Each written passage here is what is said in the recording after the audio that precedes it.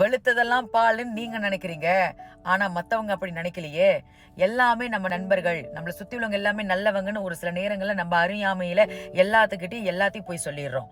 ஆனா நம்ம மனுக்கு நம்ம கஷ்டங்களை கேட்டுட்டு ஆறுதல் சொல்லிட்டு பின்னாடி போய் அதே கஷ்டத்தை 4 பேத்துக்கிட்ட சொல்லி தான் மனசை சந்தோஷப்படுத்தி கொள்ளுகின்ற உலகம்ங்க.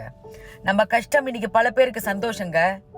நம்ம மின்னுக்கு தான் ஐயோ கஷ்டப்படுறீங்களே, நீங்க நல்லா வந்துடணும்னு கடவுள்கிட்ட வேண்டிக்கிறேன்னு சொல்லிட்டு, ஆனா பின்னாடி கஷ்டப்படுறாயா, இவனுக்கு இது தேவைதான், ஒன்னும் கஷ்டப்படட்டும், வாழ்க்கையில முன்னேறவே கூடாதுன்னு சொல்லி தன்னையும் சந்தோஷப்படுத்திக்கிட்டு 4 பேத்துக்கிட்ட சொல்லி அவங்களையும் சிரிக்க வைக்கிறது.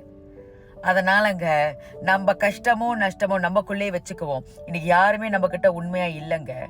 இது சுயநலம் பிடிச்ச ஒரு உலகங்க. அதனால முடிஞ்ச அளவுக்கு கஷ்டமோ நஷ்டமோ சமாளிச்சுக்கிட்டு போய்கிட்டே இருங்க. அந்த இடத்துல போனால் நமக்கு கஷ்டம் வரும்னு தெரியுதா, ஒதுங்கி நில்லுங்க. தேவையில்லாத விஷயத்துல காலை விடாதீங்க. நமக்கு எது தேவையோ அதை மட்டும் அளவா எடுத்துக்குங்க.